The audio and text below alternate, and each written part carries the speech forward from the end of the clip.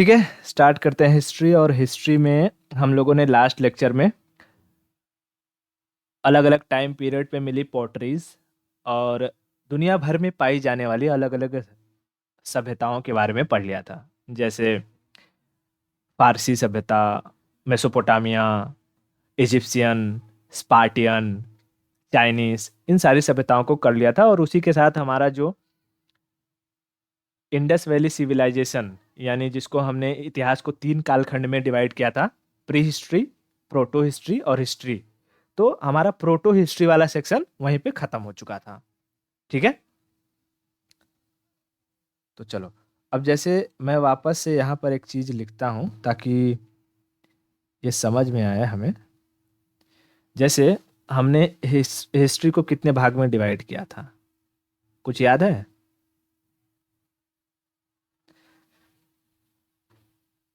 3 भाग में हमने डिवाइड किया था। कौन कौन सा भाग था? एक था प्री हिस्टोरिक,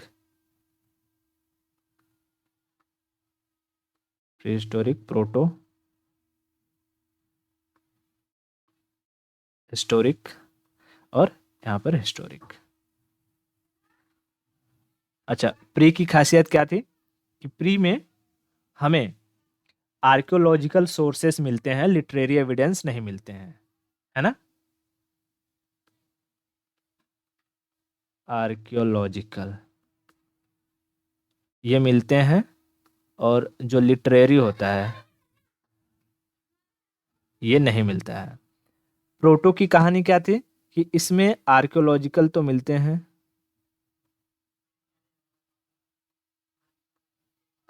आर्कियोलॉजिकल भी मिला है, लिटरेरी भी मिला है, बट डिसाइफर नहीं है, यानी इसे पढ़ा नहीं जा सका है। यूं कहें आम भाषा में तो उसे हम कहेंगे अनरीडेबल। ठीक है, उसके बाद हमने देखा था हिस्टोरिक पीरियड, जहां पर हमें तीन सारी चीजें मिलती हैं। एक तो आर्कियोलॉजिकल भी मिली हैं, आर्कियोलॉजिकल एविडेंसेस भी मिली हैं। उसके बाद लिटरेरी सोर्स भी मिले हैं, लिटरेरी एविडेंस भी मिले हैं। और फॉरेन ट्रेवलर्स, फॉरेन ट्रेवलर्स के भी सोर्स मिले हैं। उनके जो यात्रा वृत्तांत हैं, जिसको आज हम लोग कहते हैं ना ब्लॉगिंग करना, हम कहीं जाते हैं तो ब्लॉगिंग करते हैं, तो ट्रेवल लॉग कहते हैं, यात्रा वृत्तांत को ट्रेवल लॉग।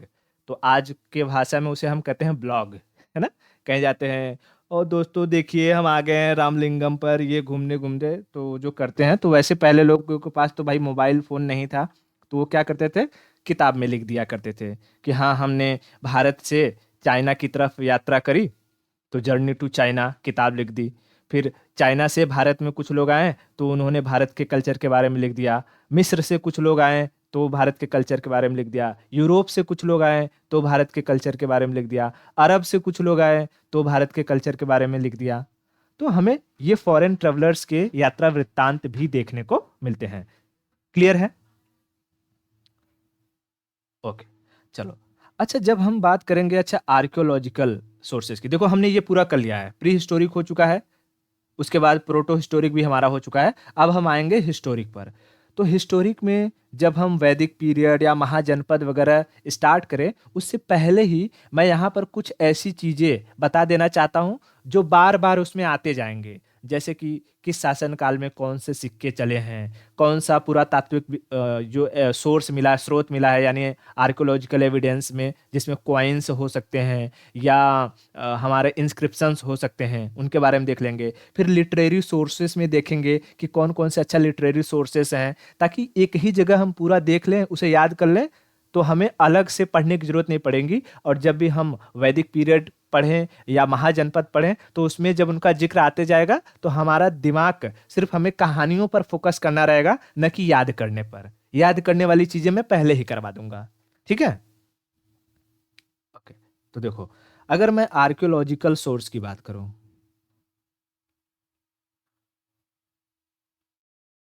आर्कियोलॉजिकल सोर्स, तो आर्कियोलॉजिकल सोर्स में हमें दो चीजें देखने को मिलती हैं पढ़ने के लिए। दो इंपॉर्टेंट चीजें हैं।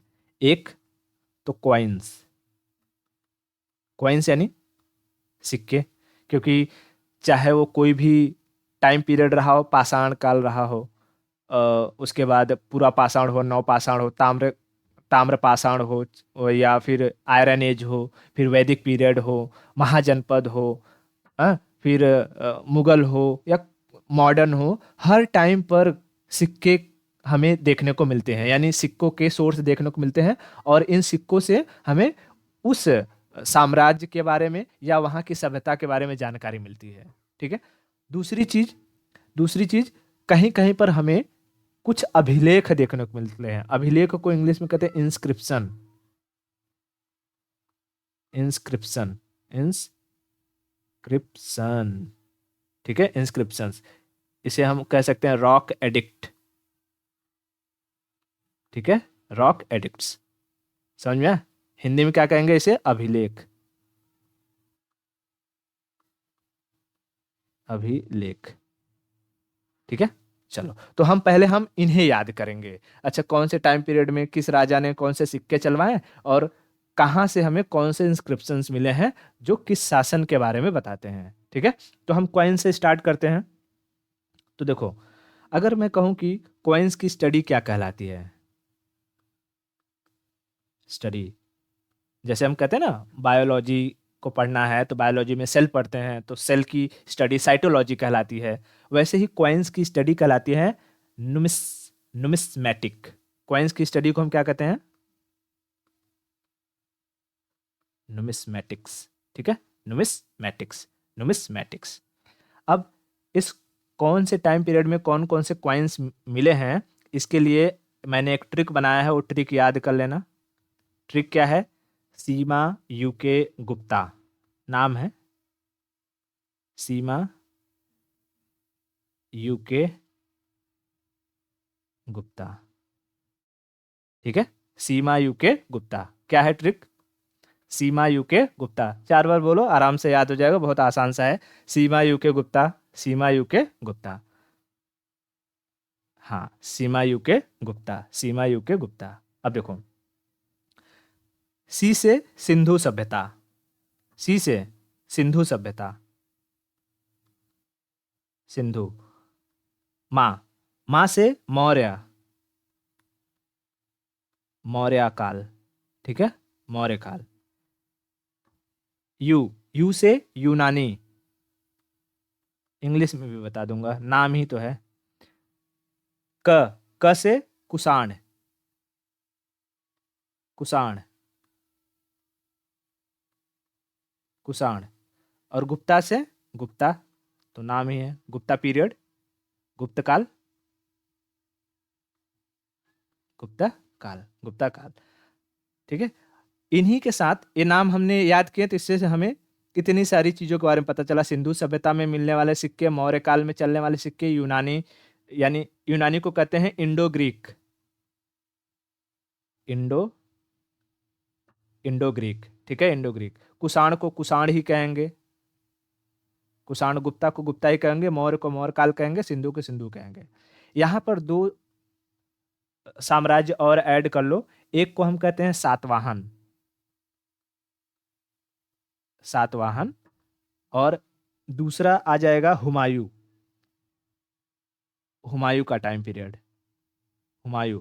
और हुमायूं के बाद जो आता है शेरशाह सूरी,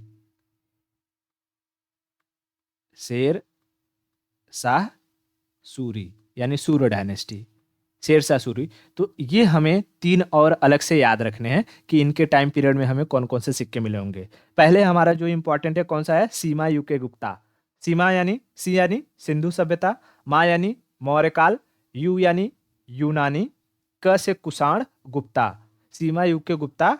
7 हुमायूं शेरशाह करना है तो कर लो, नहीं तो सातवाहन, हुमायूं और शेरशाह, सातवाहन, हुमायूं और शेरशाह। ठीक है, सीमा युग के गुप्ता, सातवाहन, हुमायूं और शेर शाह। चले आगे बढ़े। देखो, यहाँ अगर हम बात करते हो, मैं यहाँ दिखा देता हूँ सिक्के के बारे में। देखो, ये सब सिक्के दिखाई दे रहे हैं, अलग अलग तरीके के अलग अलग सिक्के हमें देखने को मिले हैं। तो हम यही देखेंगे कि अच्छा किसके टाइम पीरियड में किस तरीके का सिक्का था, चांदी का सिक्का किसने चलवाया, सोने का सिक्का किसने चलवाया, शुद्ध सोना किसने चलवाया, अशुद्ध सोना किसने चलवाया, चमड़े का सिक्का किसने चलवाया, दाम, रुपया, सरफी क्या था, इन सब के बारे में यहाँ समझेंगे। ठीक है, चलो। तो पहले हम स्टार्ट करते हैं सिंधु सभ्यता से। सिंधु सभ्यता यानी इंडस वैली सिविलाइजेशन। सिंधु सभ्यता में हमें टेराकोटा के सिक्के मिले हैं। टेराकोटा यानी मिट्टी के। टेराकोटा किस सिंधु सभ्यता में किसके सिक्के मिले हैं? टेराकोटा। टेराकोटा यानी मिट्टी। अब बोलोगे मिट्टी के सिक्के कैसे मिले हैं? तो भाई अगर मिट्टी का कुछ बना करके खिलौना अगर उसे पका दिया जाए तो वो तो सरवाइव कर ही सकता है ना। तो वैसे ही सिंधु सभ्यता में जो हमें सिक्के मिले हों टेराकोटा के मिले हैं यानी मिट्टी के मिले हैं। तो सिंधु सभ्यता में टेराकोटा। उसके बाद मौर्य काल। दूसरा कौन सा आया? मौर्य काल, है ना, सीमा, वहां से मौर्य काल। मौर्य काल में 3 तरीके के सिक्के के अवशेष हमें देखने को मिलते हैं। एक को कहते हैं आहत, हिंदी इंग्लिश दोनों में यही है, आहत। दूसरे को कहते हैं पंचमार्क, पंचमार्क। और तीसरे को कहते हैं पर्ण। ठीक है, पर्ण। कौन कौन सा? आहत, पंचमार्क और पर्ण। आहत, पंचमार्क और पर्ण। ठीक है, पर्ण। पर्ण जो हुआ करता था इसमें सिल्वर की मिक्सिंग होती थी, सिल्वर की मिक्सिंग होती थी। और जो पंचमार्क होता था इसमें 5 एलिमेंट्स को मिलाकर बनाया जाता था, इसे 5 एलिमेंट्स। ठीक है, 5 अलग अलग धातु से मिला करके पंचमार्क बनाया जाता था। और इसी का ही एक फॉर्म आहत होता था। आहत में खाली डिजाइन होती थी, डिजाइन। ठीक है, आहत में क्या होता था? डिजाइन। उसके ऊपर कुछ कुछ चित्रकारी बन जाती थी। जैसे अगर हम आज के अपने सिक्कों की बात करें, 10 का सिक्का, 20 का सिक्का, तो देखो आज भी हमें 2 एलिमेंट्स यानी कि 2 तत्व उसमें मिलकर बनाए जाते हैं। कॉपर होता है और बीच में जो है स्टील का यूज हो जाता है ना। हाँ, तो वैसे उस वक्त भी पंचमार्क जो सिक्का होता था उसमें 5 एलिमेंट्स को मिला करके बनाया जाता था। आहत भी वैसा ही कुछ हुआ करता था लेकिन उसके ऊपर अलग तरीके का डिजाइन होता था। ठीक है, तो मौर्य काल में 3 सिक्के कौन कौन से? आहत, पंचमार्क और पर्ण। आहत, पंचमार्क और पर्ण। उसके बाद क्या आएगा? सीमा, यू, यू से यूनान, यूनानी, यूनानी, इसको हम कहेंगे इंडो ग्रीक।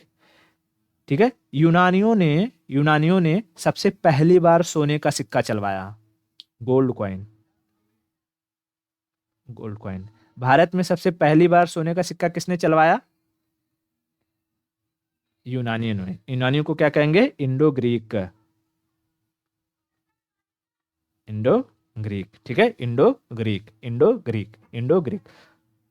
ठीक है, जब जनपद पढ़ाऊंगा, महाजनपद, तो ये सब आएंगे। हर्यंक आएगा, मौर्य आएगा, शिशुनाग, मौर्य, नंद। तो ऐसे ही करते करते उसमें हमें यूनानी भी देखने को मिलेगा। ठीक है, ISPK जिसको कहते हैं, इंडो ग्रीक, शक, पहलव, कुषाण, ये सब देखने को मिलेंगे। तो टेंशन लेने वाली बात नहीं कि अच्छा ये नाम कहाँ आएंगे, इसके बाद हम पढ़ेंगे उन सब के बारे में। ठीक है, तो ये सिक्के समझ में आए। सबसे पहली बार भारत में गोल्ड कॉइन किसने चलवाया? यूनानियों ने, यूनानियों ने। लेकिन ये इनका जो सिक्का था, सोने का सिक्का, ये शुद्ध नहीं हुआ करता था। तो उसके बाद आए कुषाण। कुषाण, कुषाणों ने शुद्ध सोने का सिक्का चलवाया, pure gold coin, pure gold coin है, प्योर गोल्ड कॉइन। शुद्ध सोने का सिक्का किसने चलवाया? कुषाणों ने। शुद्ध सोने का सिक्का कुषाणों ने चलवाया। उसके बाद आते हैं गुप्ता। गुप्ता, गुप्ता टाइम पीरियड या गुप्त काल को भारत का गोल्डन टाइम पीरियड माना जाता है, क्योंकि उस वक्त ऐसा कहा जाता है कि भारत में हिंदुज्म का विकास बहुत तेजी से हुआ था। तो जब बहुत तेजी से हुआ तो उसमें जाहिर सी बात है बहुत अलग अलग तरीके के राजा आएंगे। वैसे भी गुप्त काल में 10 से 12 राजा हुए हैं और उन 10 से 12 राजाओं ने अलग अलग तरीके के सिक्के चलवाए हैं। ठीक है, तो गुप्ता पीरियड में कहेगा कि देखो, पहली बार अगर कहेगा कि भारत में पहली बार सोने का सिक्का किसने चलवाया, तो यूनानियों ने। शुद्ध सोने का सिक्का किसने चलवाया, तो कुषाणों ने। लेकिन सबसे अधिक सोने का सिक्का किसने चलवाया, मैक्सिमम गोल्ड कॉइन, गुप्ता ने। ठीक है, मैक्सिमम गोल्ड कॉइन गुप्ताज ने चलवाए थे, मैक्सिमम गोल्ड कॉइन गुप्ता ने। फिर उसके बाद जब तुम किसी चीज का बहुत अति कर दोगे, जैसे मान लो तुम्हारे पास सोना मिल गया है, तुम सोने को बांट रहे हो दुनिया पूरे जनता में, तो कहीं ना कहीं सोने की कमी पड़ जाएगी। और सोने की कमी पड़ेगी तो फिर से अगर सिक्के बनवाने होंगे, तब क्या करोगे, तब तुम्हें किसी दूसरे चीजों को मिक्स करना पड़ेगा। और केमिस्ट्री में कहा जाता है कि अगर किसी एलिमेंट में दूसरे एलिमेंट को मिक्स करो, किसी केमिकल में दूसरे केमिकल को मिक्स करो, तो वो अशुद्ध माना जाता है ना। किसी भी एलिमेंट को, मान लो कि चांदी है, चांदी को सोने में मिक्स करो तो इससे क्या हो जाएगा, सोना अशुद्ध हो जाएगा। इसको केमिस्ट्री में कहेंगे कि ये सोना अशुद्ध हो गया। वैसे ही पानी है, पानी, पानी में तुम अमृत मिलाओ, अमृत मिलाओ तो कहा जाएगा पानी अशुद्ध हो गया है। ऐसा नहीं कि अमृत मिलाए तो पानी शुद्ध हो। केमिस्ट्री की नज़र में किसी भी एक एलिमेंट या लिक्विड को किसी दूसरे में अगर मिलाया जा रहा है तो वो उसे अशुद्ध कर देगा। ठीक है, हाँ। तो वैसे ही जब तुम बहुत मैक्सिमम गोल्ड का सिक्का चलवा दोगे तो तुम्हारे यहाँ पड़ जाएगी गोल्ड की कमी। और आगे के जो राजा आएंगे वो जब सिक्का चलवाएंगे तो सिर्फ सिर्फ जो है गोल्ड का ना होगा, वो किसी न किसी चीज़ों को मिक्स करना पड़ेगा। तो उसे कहा जाएगा कि अब ये सिक्का सोने का प्योर नहीं रहा, ये अशुद्ध हो चुका है। तो कहेगा कि अशुद्ध सोने का सिक्का, यानी impure gold coin, impure gold coin किसने चलवाया, तो स्कंद गुप्त। गुप्ता पीरियड में एक आएगा स्कंद गुप्त, स्कंद गुप्त, स्कंद गुप्त। ठीक है, कहेगा अशुद्ध सोने का सिक्का, इम्प्योर गोल्ड कॉइन किसने चलवाया, स्कंद गुप्त, स्कंद गुप्त। उसके बाद अब धीरे धीरे जो बचा खुचा सोना था वो भी खत्म हो गया, तो अब चांदी पर आ जाएंगे। तो कहेगा कि शुद्ध चांदी का सिक्का किसने चलवाया, pure silver, pure silver coin, तो चंद्रगुप्त द्वितीय। इसी में है चंद्रगुप्त द्वितीय, चंद्रगुप्ता द्वितीय। ठीक है, शुद्ध चांदी का सिक्का, शुद्ध चांदी का सिक्का किसने चलवाया, चंद्रगुप्त द्वितीय ने, चंद्रगुप्त द्वितीय ने। ठीक है, चंद्रगुप्त द्वितीय ने। उसके बाद इसी में आया, एक आया था समुद्रगुप्त। समुद्रगुप्त ने मयूर शैली सिक्का चलवाया था। ठीक है, मैं यहां लिखता हूं समुद्रगुप्त। समुद्रगुप्त ने क्या चलवाया, मयूर शैली, मयूर यानी कि उसके सिक्के पर मोर बना हुआ था। तो मयूर शैली सिक्का, मयूर शैली कॉइन या पिकॉक डिजाइन कॉइन। ठीक है, style coin, peacock style coin किसने चलवाया, समुद्रगुप्त ने, समुद्रगुप्त ने। पूरे गुप्ता पीरियड में समुद्रगुप्त को सबसे सर्वश्रेष्ठ माना जाएगा जब मैं गुप्ता के बारे में पढ़ाऊंगा। ठीक है, तो पहले गुप्ता पीरियड में बोलो, अगर पूछेगा कि भारत में पहली बार शुद्ध सोने का सिक्का किसने चलवाया, कुषाणों ने, बहुत सही।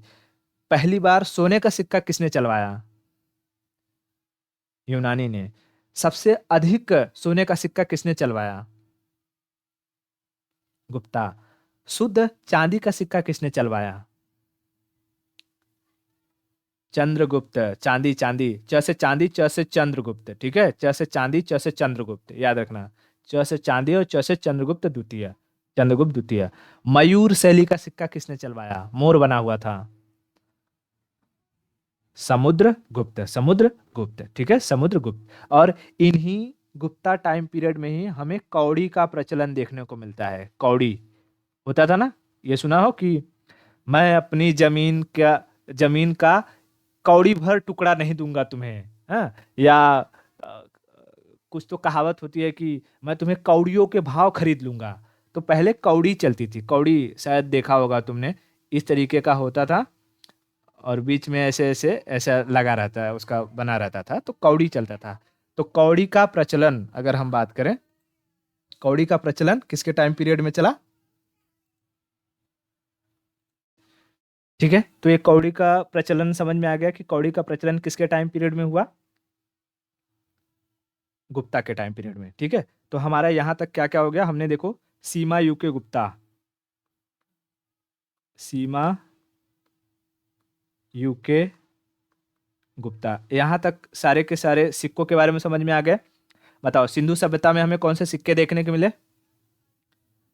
टेराकोटा। मौर्य काल में तीन तरीके के, कौन कौन से? आहत, पंचमार्क और पर्ण।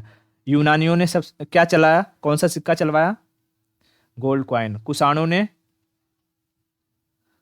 Pure gold coin. और गुप्ता गुप्ता पीरियड में हमें कौन कौन से सिक्के देखने को मिले?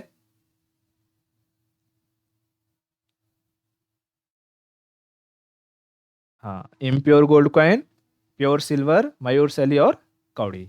अब मैंने बताया था कि इसके बाद आते हैं हमारे सातवाहन। ठीक है, आएंगे सातवाहन। तो सातवाहन, सातवाहनों को आंध्र सातवाहन भी कहा जाता है। आंध्र सातवाहन, मैं बताऊंगा क्यों कहा जाता है, क्योंकि पहले ये मध्य प्रदेश के एरिया में होते हैं, फिर महाराष्ट्र में धीरे धीरे इनका राज्य सरकता है, फिर सरकते सरकते ये चले जाते हैं आंध्र प्रदेश के साइड में, तो इसलिए इन्हें आंध्र सातवाहन भी कहा जाता है। तो सातवाहनों ने अपने टाइम पीरियड में ग्लास का सिक्का चलवाया। ग्लास, ग्लास यानी शीशे का सिक्का। ठीक है, शीशे का सिक्का। तो सातवाहन, स से सातवाहन, स से शीशा, स से सातवाहन, स से शीशा, शीशा या ग्लास जो कहना है कहो। ठीक है, उसके बाद आता है हुमायूं। हुमायूं, हुमायूं के समय में, हुमायूं के समय में सिहाबुद्दीन नाम का एक मछुआरा रहता है। वह एक दिन के लिए राजा बनता है, दिल्ली का शासक बनता है। मैं जब हुमायूं के बारे में पढ़ाऊंगा तो बताऊंगा। तो उस सिहाबुद्दीन ने चमड़े का सिक्का चलवाया था। ठीक है, तो हुमायूं के टाइम पीरियड में और भी कॉपर वगैरह के सिक्के चले थे, लेकिन क्योंकि यह चमड़े का सिक्का एक यूनिक तरीके का सिक्का माना जाता है और वो एक दिन का राजा बना था, तो उसके सिक्के चलवाने की वजह से उसका नाम इतिहास में दर्ज हुआ। इसलिए हमें ये जानना जरूरी है कि हुमायूं के टाइम पीरियड में किसने चमड़े का सिक्का चलवाया? तो सिहाबुद्दीन। हालांकि नाम नहीं पूछेगा, पूछेगा कि चमड़े का सिक्का किसके टाइम पीरियड में चला। चमड़े का सिक्का यानी इसे हम कहते हैं लेदर कॉइन। ठीक है, लेदर कॉइन, लेदर कॉइन। तो लेदर कॉइन किसके टाइम पीरियड में चला? हुमायूं के, हुमायूं के। ठीक है, ये याद रखना है। लेदर कॉइन, चमड़े का सिक्का चला हुमायूं के टाइम पीरियड में, हुमायूं के टाइम पीरियड में। हुमायूं का ही कंटेम्प्रेरी रहता है शेर शाह सूरी, जो इन्हें मार के यहाँ से भगाएगा। शेर शाह सूरी, और सूरवंश की स्थापना होगी। और शेर शाह सूरी ने भारत में तीन सिक्के चलवाए जो आज तक प्रचलित है। एक को कहते हैं दाम, दूसरे को कहते हैं रुपया, और तीसरे को कहते हैं असरफी। असरफी, ठीक है, दाम। तो पहले लोग पूछते थे ना, कितना दाम बा आलू का, है ना? तो दाम जो हुआ करता था वो कॉपर का होता था। कॉपर के सिक्कों को दाम कहते थे। ठीक है, कॉपर के सिक्कों को दाम कहते थे। चांदी के सिक्के को रुपया कहते थे, सिल्वर। चांदी के सिक्के को रुपया कहते थे। और असरफी यानी गोल्ड कॉइन। ठीक है, गोल्ड कॉइन। तो सोने के सिक्के को असरफी कहते थे। समझ में आया? शेर शाह सूरी ने तीन तरीके का सिक्का चलवाया। कौन कौन सा? दाम, रुपया, असरफी। दाम कॉपर का, रुपया सिल्वर, और असरफी सोने का, गोल्ड। ठीक है, और ये आज भी हमें रुपया तो भाई हमारा चलता ही चलता है भारत में, है ना? हाँ, हालांकि सिल्वर नहीं है, लेकिन अब लोहे का इस्तेमाल होता है। और थोड़ा थोड़ा उसमें अलग अलग एलॉय भी मिक्स किया जाता है ना? ठीक है, तो यहाँ तक सिक्कों के बारे में कहीं कोई दिक्कत नहीं? बहुत बढ़िया। ठीक है, तो देखो आर्कियोलॉजिकल सोर्सेज में हमें तीन दो चीजें पढ़नी थी, क्या क्या? एक तो हमें कॉइन्स के बारे में पढ़ना था और दूसरा हमें इंस्क्रिप्शंस के बारे में पढ़ना है, यानी अभिलेख के बारे में।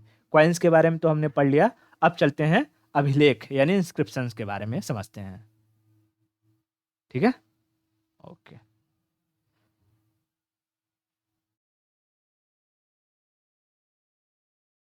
इंस्क्रिप्शन, ये प्रीलियम्स की इंपॉर्टेंट से बहुत इंपॉर्टेंट है, ये सारी की सारी चीजें। 4 ऑप्शन दे देगा, कहेगा जोड़ियां मिलाओ, मैच द फॉलोइंग्स अंग्रेजी में।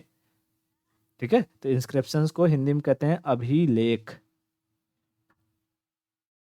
अभिलेख यानी किसी के द्वारा लिखा गया कोई चीज।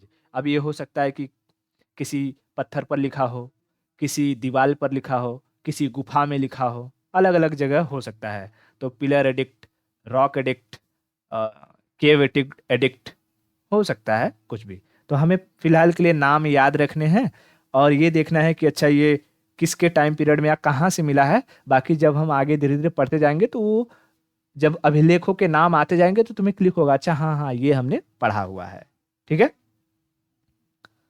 ओके। तो देखो, पहला अभिलेख है उसे हम कहते हैं शाहगौर अभिलेख। शाहगौर, इसे यहीं याद कर लेना। शाहगौर अभिलेख उत्तर प्रदेश से मिला है, उत्तर प्रदेश के गोरखपुर से, यूपी के गोरखपुर, गोरखपुर से। इससे, इस शाहगौर अभिलेख से हमें इस एरिया में पड़ने वाले फेमाइन यानी सूखे की जानकारी मिलती है। हालांकि ये नहीं पूछेगा किसकी जानकारी मिलती है, बस खाली ये पूछेगा कि शाहगौर अभिलेख कहाँ से मिला है। ठीक है, शाहगौर अभिलेख कहाँ से मिला है। अब किसके टाइम पीरियड का मिला है, तो जब हम ये जनपद पढ़ेंगे तो वहां पर वो क्लिक होते जाएगा कि अच्छा हाँ हाँ हाँ ये इनके टाइम पीरियड का है। ठीक है, हालांकि ये अभी ये मौर्य मौर्य काल का ही ये सब दिखेगा, जैसे ये शाहगौर अभिलेख मौर्य टाइम पीरियड का है। ठीक है, मौर्य का है। उसके बाद दूसरा दूसरा अभिलेख है महास्थान। महास्थान, महास्थान ये हमें वेस्ट बंगाल में मिलेगा। कहाँ? वेस्ट बंगाल, वेस्ट बंगाल में। इससे हमें ये पता चलता है कि अगर हम भारत का नक्शा देखते हैं तो भारत के नक्शे में, अरे, वेस्ट बंगाल कहाँ आता है? ईस्ट में आता है ना, ईस्ट में।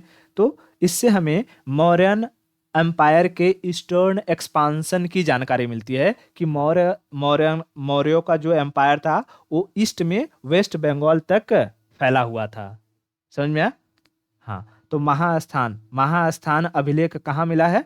वेस्ट बंगाल में। किसके टाइम पीरियड का है? तो मौर्यन के टाइम पीरियड का है, मौर्य मौर्य काल का है, मौर्य काल का है। ठीक है, ओके। तीसरा है, तीसरा है जूनागढ़। ये बहुत ही फेमस है, इसे वैसे ही याद रखना जैसे तुम्हें तुम्हारा नाम याद है। जूनागढ़, जूनागढ़ अभिलेख ये गुजरात से मिला है, गुजरात। और इसे में ये भी याद रखना कि ये किस राजा का है, तो ये रुद्रदामन, वहां का एक शासक था रुद्रदामन। गुजरात के शासक किसका? रुद्रदामन, रुद्रदामन। रुद्रदामन ने इस अभिलेख के जरिए वहां पर उपस्थित सुदर्शन लेक के बारे में बताया है। किसके बारे में? सुदर्शन झील। ठीक है, सुदर्शन झील, झील यानी लेक। ठीक है, सुदर्शन झील। और उसमें बताया है कि ये सुदर्शन झील मैंने नहीं बनवाया है, मैंने सिर्फ इसका जीर्णोद्धार यानी इसका मेंटेनेंस या रिकंस्ट्रक्शन करवाया है। इस सुदर्शन झील को मौर्य काल में चंद्रगुप्त मौर्य के द्वारा बनवाया गया था। तो इससे यह भी पता चलता है कि मौर्य का टाइम पीरियड का जो एक्सपांशन था वो गुजरात तक भी था, वेस्ट में गुजरात तक था। ठीक है, हाँ। हालांकि हमको पता है कि भाई मौर्य मौर्य का जो एक्सपांशन था वो तो हमारा अफगानिस्तान तक पूरा था। ठीक है, तो जूनागढ़ अभिलेख, जूनागढ़ अभिलेख किसका है? रुद्रदामन का। रुद्रदामन कहाँ का शासक था? गुजरात का। किसकी जानकारी मिलती है? तो सुदर्शन झील के बारे में जानकारी मिलती है, सुदर्शन झील के बारे में जानकारी मिलती है। उसके बाद चौथा चौथा अभिलेख मिलता है भबरू अभिलेख। भबरू, भबरू, भबरू अभिलेख हमें मिलता है राजस्थान से। राजस्थान, राजस्थान, राजस्थान से इस पे ये लिखा हुआ मिला है एक नाम, नाम लिखा है सम्राट अशोक प्रियदर्शी। क्या लिखा है? सम्राट अशोक प्रियदर्शी, यानी कि भगवान को प्रिय सम्राट अशोक, भगवान को प्रिय सम्राट अशोक। तो इस भब्रू अभिलेख से अशोक के द्वारा और भी जो रॉक एडिक्ट्स थे, जब हम अशोक का टाइम पीरियड पढ़ेंगे तो उसमें मैं बताऊंगा कि अशोक ने अलग अलग 14 बड़े अभिलेख और 7 छोटे छोटे अभिलेख जो है अलग अलग जगहों पर गढ़वाए हैं अपने टाइम पीरियड में लोगों को संदेश देने के लिए। तो जब ये इंस्क्रिप्शंस मिल रहे थे खुदाई के जरिए, तो हिस्टोरियंस को पता नहीं चल रहा था कि ये किस टाइम पीरियड का है, क्योंकि बहुत सारे अशोक हुए उस जो है इतिहास में। लोग समझ नहीं पा रहे थे कि ये मौर्य काल का ही अशोक है या कोई और है, क्योंकि वहां पर किसी पर ऐसा पूरा नाम नहीं लिखा हुआ था। कहीं कहीं पर लिखा हुआ है प्रियदर्शी, कहीं कहीं पर खाली अशोक लिखा हुआ था, और कहीं कहीं पर सिर्फ सम्राट लिखा हुआ है। तो लोग कनेक्ट ही नहीं कर पा रहे हैं कि ये किसका है। लेकिन जैसे ही ये भब्रू अभिलेख मिला राजस्थान से, तब लोगों ने कनेक्ट किया कि ओ हो, जहां पर ये तीनों मतलब ये सब लिखे हुए हैं, ये किसका अभिलेख है, इंस्क्रिप्शन है, ये अशोक का ही है, मौर्य काल वाला अशोक का है। ठीक है, तो सम्राट अशोक का पूरा नाम की जानकारी हमें भब्रू अभिलेख से मिलती है, जो राजस्थान से मिला है, राजस्थान से मिला है। ठीक है, ओके। उसके बाद अशोक का ही एक अभिलेख था जिसको हम कहते हैं सरेकुना अभिलेख। सरेकुना अभिलेख, सरेकुना, ये अफगानिस्तान से मिला है, अफगानिस्तान। और इस अभिलेख की खासियत यह है कि ये 2 भाषाओं में है, खरोष्टी और ब्राह्मी, खरोष्टी और ब्राह्मी। इसलिए इसे कहते हैं कि ये बाइलिंगुअल इंस्क्रिप्शन है, बाइलिंगुअल, बाइलिंगुअल यानी द्विभाषी है। तो कई बार पूछता है, 4 इंस्क्रिप्शंस दे देगा और पूछेगा कि इनमें से कौन सा इंस्क्रिप्शंस द्विभाषी है, बाइलिंगुअल है, क्या है, द्विभाषी या बाइलिंगुअल है, तो कौन सा है? सरेकुना अभिलेख, सरेकुना अभिलेख। सरेकुना अभिलेख कहाँ से मिला है हमें? अफगानिस्तान से, अफगानिस्तान से। चलो पहले फटाफट यहां से एक बार ये देख लो, बताओ यहां से, ये बताओ शाहगौर अभिलेख कहाँ से मिला है? गोरखपुर, उत्तर प्रदेश। महास्थान, महास्थान कहाँ से मिला है? वेस्ट बंगाल। जूनागढ़ अभिलेख किसका है? रुद्रदामन का। कहाँ से मिला है? गुजरात से। भभरू अभिलेख कहाँ से मिला है? राजस्थान से। सरेकुना अभिलेख 2 भाषाओं में है या सिंगल भाषाओं में या मल्टीपल भाषाओं में? 2 भाषाओं में, तो इसलिए इसे कहते हैं बाईलिंगुअल, बाईलिंगुअल। ठीक है, ओके। बाकी अशोक के और भी बहुत सारे इंस्क्रिप्शंस हैं, हम जब अशोक को बारे में पढ़ेंगे तब वहां समझेंगे कि कारो बाकी उसकी जो पत्नी थी उसके लिए कौन सा अभिलेख था, कौन सा ऐसा इंस्क्रिप्शन है जो जिस पर खली अशोक लिखा हुआ है, कौन सा ऐसा इंस्क्रिप्शन है जो इधर उधर छिटपुट मिले हैं, कौन सा इंस्क्रिप्शन है जिस पे उसने अपने बड़े बड़े उपदेश लिखवाए हुए हैं। ठीक है, और उन उपदेशों में क्या क्या है, तो हम अशोक को पढ़ते टाइम उसे पढ़ेंगे। जो याद करने वाली है हम यहाँ पर कर लेते हैं कि प्रीलिम्स के इंपॉर्टेंट से ये ज़्यादा दृष्टि से ज़्यादा इंपॉर्टेंट हो जाते हैं। ठीक है, ओके। उसके बाद आगे चलते हैं और देखते हैं तख्त ए बही। कौन सा, ये 5 हो गया था, छठवां तख्त ए बही। ठीक है, तख्त ए बही, तख्त ए बही, ये हमें मिला है पाकिस्तान के खैबर पख्तूनख्वा। पाकिस्तान, पाकिस्तान में एक प्रोविंस है खैबर पख्तूनख्वा, खैबर पख्तूनख्वा। ठीक है, खैबर पख्तूनख्वा। तख्ते बही, तख्ते बही। तो इसमें पूछता है कि तख्ते बही अभिलेख किस भाषा में है, किस भाषा में? तो याद रखना जितने भी इंस्क्रिप्शंस हैं जो भारत के टेरिटरी के अंदर थे तो उस वक्त ब्राह्मी लिपि चलती थी, तो ब्राह्मी लिपि में थे। लेकिन भारत की टेरिटरी के बाहर जहां पर मुस्लिमों की संख्या अधिक थी, वहां वो खरोष्टी लिपि में मिला है। ठीक है, खरोष्टी लिपि में। तो ये जो तख्ते बही है, तख्ते बही किस लिपि में है? खरोष्टी में। खरोष्टी स्क्रिप्ट यानी लिपि। ठीक है, खरोष्टी लिपि, खरोष्टी लिपि, खरोष्टी लिपि। इतना क्लियर हुआ? तख्ते बही कहां से मिला है? खैबर पख्तूनख्वा से, खैबर पख्तूनख्वा से। उसके बाद नेक्स्ट है प्रयाग प्रशस्ति। बताओ, नाम से बताओ ये कहां मिलेगा? प्रयाग, प्रयाग का आज का नाम क्या है? वही मतलब पहले इलाहाबाद था, आज प्रयागराज हो गया है, तो ये हमें इलाहाबाद में मिला है। प्रयाग प्रशस्ति अभिलेख इलाहाबाद में। और ये समुद्रगुप्त यानी गुप्ता टाइम पीरियड का है। तो गुप्ता टाइम पीरियड में जो सबसे ताकतवर राजा हुआ समुद्रगुप्त, समुद्रगुप्त के यहाँ उनके कोर्ट में उनका एक पोयट था। पोयट यानी जो कविता विता कहता है, कवि था।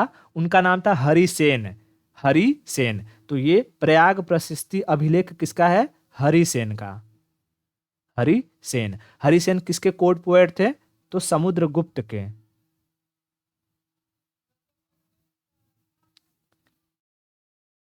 समुद्र Gupta court poet, court poet. तो इसमें यही पूछता है कि प्रयाग प्रशस्ति अभिलेख किसका है? अशोक का है, हरिसेन का है, नागसेन का है, नागभट्ट का है, किसका है? तो प्रयाग प्रशस्ति अभिलेख हरिसेन, हरिसेन, हरिसेन। हरिसेन कौन थे? तो हरिसेन समुद्रगुप्त के दरबारी कवि थे। कोर्ट पोएट यानी दरबारी कवि थे, दरबारी कवि थे। इतना क्लियर हुआ? एक और लास्ट हमारा जो अभिलेख है वो है एहोल अभिलेख। इसे वैसे ही याद रखना जैसे तुम्हें तुम्हारी मम्मी का नाम याद है, एहोल, एहोल इंस्क्रिप्शन। एहोल इंस्क्रिप्शन हमें मध्य प्रदेश से मिला है। कहाँ से मिला है? एमपी, मध्य प्रदेश से, मध्य प्रदेश से। ठीक है, मध्य प्रदेश से। और ये पुलकेशिन द्वितीय, पुलकेशिन द्वितीय के कोर्ट पोएट रवि कीर्ति का है। ठीक है, रवि कीर्ति, रवि कीर्ति। ये किसके कोर्ट पोएट थे? तो पुलकेशिन, पुलकेशिन द्वितीय, पुलकेशिन द्वितीय। ये वही पुलकेशिन द्वितीय है जिसने नॉर्थ इंडिया के राजा, उस वक्त के सबसे बड़े राजा हर्षवर्धन को नर्मदा नदी के किनारे हराया था। और इस एहोल अभिलेख पर इसी की जानकारी है। समझ में आया? ये पुलकेशिन द्वितीय उस वक्त के सबसे बड़े सम्राट, नॉर्थ इंडिया के सबसे बड़े सम्राट हर्षवर्धन, नाम सुना है ना, हर्षवर्धन, वर्धन डायनेस्टी का। हर्षवर्धन को इसने हराया था, हर्षवर्धन को हराया था। हर्षवर्धन दक्षिण की तरफ अभियान करना चाहता था, वो चाहता था कि दक्षिण के भी राज्यों को जीत ले। तो जैसे ही आया, पुलकेशिन द्वितीय से टकराया, मध्य प्रदेश के नर्मदा नदी के किनारे पुलकेशिन द्वितीय ने उसे पराजित कर दिया। और वहां पर एहोल अभिलेख उसके राज दरबारी कवि कीर्तिवर्मन ने लिख करके वहां पर ये बात बताई कि यहाँ हर्षवर्धन हार गया, पुलकेशिन द्वितीय जीत गया है। तो एहोल अभिलेख से हमें हर्षवर्धन के हारने और पुलकेशिन द्वितीय के जीतने की जानकारी मिलती है। और यह इंस्क्रिप्शन उनके राज दरबारी रवि कीर्ति के द्वारा बनाया गया था। ठीक है, इतना क्लियर हो गया? तो बताओ हमने कितने इंस्क्रिप्शंस देख लिए? 8 इंस्क्रिप्शंस। ये 8 याद रहेंगे? फटाफट फटाफट बता दो। शाहगौर अभिलेख कहां से मिला है? यूपी के गोरखपुर से। हमें इससे किसकी जानकारी मिलती है? पैमाइन की, कि मौर्य काल पीरियड में यूपी के गोरखपुर साइड में वो आया है, क्या सूखा पड़ा हुआ था। फिर महास्थान कहां से मिला? वेस्ट बंगाल। जूनागढ़ अभिलेख किसका है? रुद्रदामन, गुजरात के शासक रुद्रदामन दामन का। इस जूनागढ़ अभिलेख से हमें किसकी जानकारी मिलती है? सुदर्शन झील। भभरू अभिलेख, भभरू अभिलेख कहां से मिला? राजस्थान। सरेकुना अभिलेख बाइलिंगुअल है या पॉलीलिंगुअल? बाइलिंगुअल है। कहां से मिला? अफगानिस्तान से। बहुत बढ़िया। तख्ते बही अभिलेख कहां से मिला है? किस लिपि में है तख्ते बही? खरोष्टी। प्रयाग प्रशस्ति अभिलेख किसका है?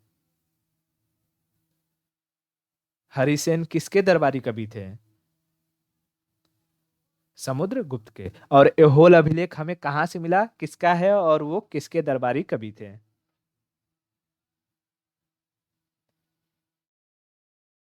एमपी से मिला, रवि कीर्ति का है और वो पुलकेशिन द्वितीय के दरबारी कवि थे। ठीक है, दरबारी कवि थे। क्लियर हो गया इतना? ओके चलो देखो, अब जैसे अगर मैं हिस्टोरिक टाइम पीरियड की बात करता हूं तो हमने इसमें तीन चीजों के बारे में पढ़ना रहेगा पहले ही। जब हमने एक पढ़ना है आर्कियोलॉजिकल सोर्सेस, आर्कियोलॉजिकल एविडेंसेस, जिसमें हमने क्वाइंस के बारे में पढ़ लिया और इंस्क्रिप्शंस के बारे में पढ़ लिया।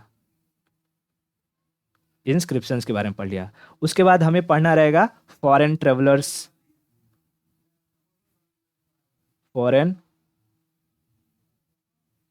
ट्रेवलर्स की जो यात्रा वृत्तांत है या उनकी लिखी गई किताबें, यात्रा वृत्तांत या किताबें, बुक्स अगर उन्होंने कोई लिखी है तो उन बुक्स के बारे में पढ़ना है। और फिर तीसरा हमें पढ़ना पड़ेगा लिटरेचर के बारे में। लिटरेचर यानी किताबों के बारे में, कुछ साहित्यों के बारे में। अब ये साहित्य दो तरीके के हो सकते हैं। एक तो हो सकता है कि रिलीजियस हो, ठीक है, रिलीजियस हो, और दूसरा हो सकता है कि नॉन रिलीजियस हो। ठीक है, नॉन रिलीजियस।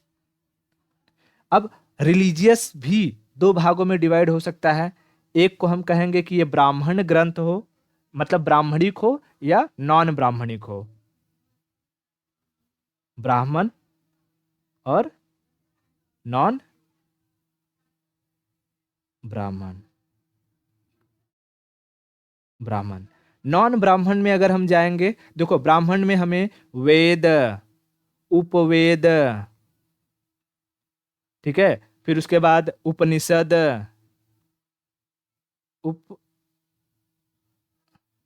उपनिषद, ठीक है, और भी ऐसी सारी चीजें पढ़नी रहेंगी। तो वो हम अलग से पढ़ेंगे, जिसको हम वैदिक पीरियड में पढ़ते हैं पूरा का पूरा अलग से। ठीक है, और नॉन ब्राह्मण में आते हैं जैन, जैनिज्म और बुद्धिज्म। बुद्धिज्म हम इनकी किताबों के बारे में यहां पढ़ लेंगे और इनके बारे में अलग से पढ़ेंगे, जैनिज्म और बुद्धिज्म के बारे में।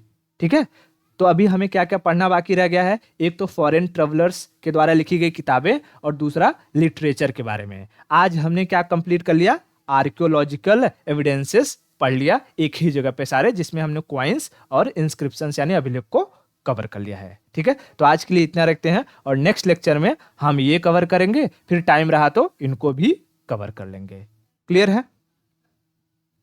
ठीक है।